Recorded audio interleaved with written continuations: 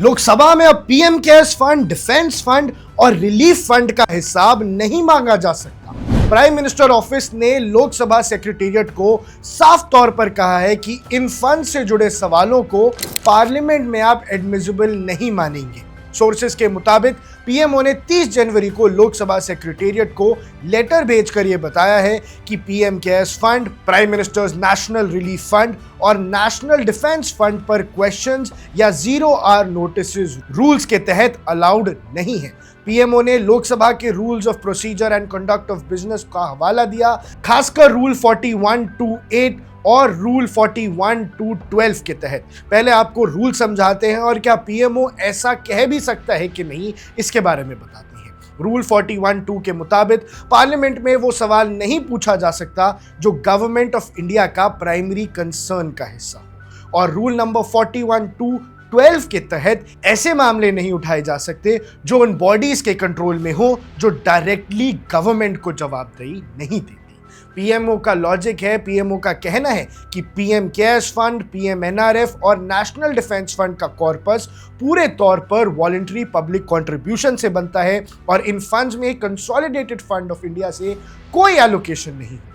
इसी वजह से इन पर पार्लियामेंट में सवाल पूछना रूल्स के दायरे में नहीं आता। लेकिन वहीं ये दूसरा सवाल खड़ा हो जाता है कि क्या हक नहीं बनता है जनता का ये जानने का कि पीएम रिलीफ फंड का पैसा, पीएम केयर्स फंड का पैसा, डिफेंस फंड का पैसा आखिर जाता कहाँ है। पीएमओ ने यह भी कहा है कि अगर फ्यूचर में इन फंड से रिलेटेड कोई क्वेश्चंस या नोटिस आते हैं तो इसी इंटरप्रिटेशन के बेसिस पर एडमिसिबिलिटी डिसाइड की जाएगी।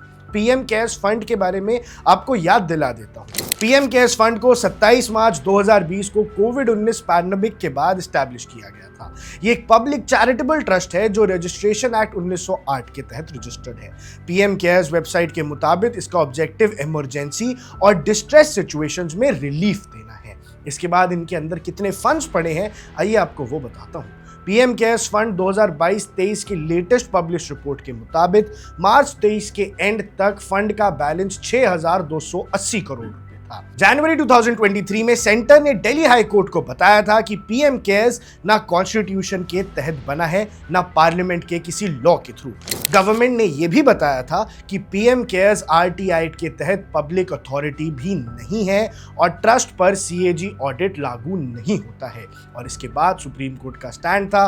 सुप्रीम कोर्ट ने अगस्त 2020 में पीएम केयर्स फंड को एनडीआरएफ में ट्रांसफर करने से इनकार कर दिया था। कोर्ट ने कहा था कि पीएम केयर्स और एनडीआरएफ दो अलग अलग फंड्स हैं जिनका पर्पस और स्ट्रक्चर बिल्कुल डिफरेंट है। अब सबसे बड़ा सवाल ये है दर्शकों, जब पार्लियामेंट में सवाल पूछे नहीं जा सकते और आरटीआई यानी राइट टू इंफॉर्मेशन भी लागू नहीं हो सकता है तो ट्रांसपेरेंसी को लेकर डिबेट और तेज हो गई है। लोग जानना चाहते हैं कि ये जो पीएम केयर्स फंड का पैसा है, डिफेंस फंड का पैसा है, ये कहाँ लगता है, किस तरह से लगता है और इसकी जानकारी पार्लियामेंट में क्यों नहीं दी जा सकती, पार्लियामेंट में चर्चा क्यों नहीं हो रही है।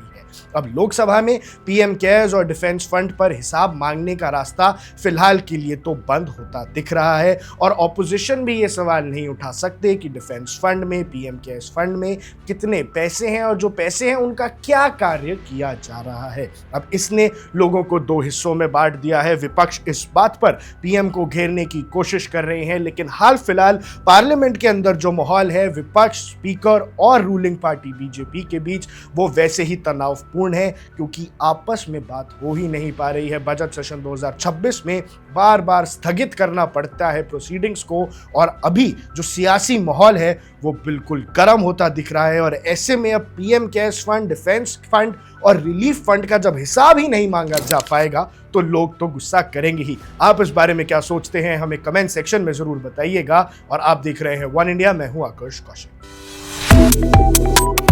Subscribe to One India and never miss an update. Download the One India app now.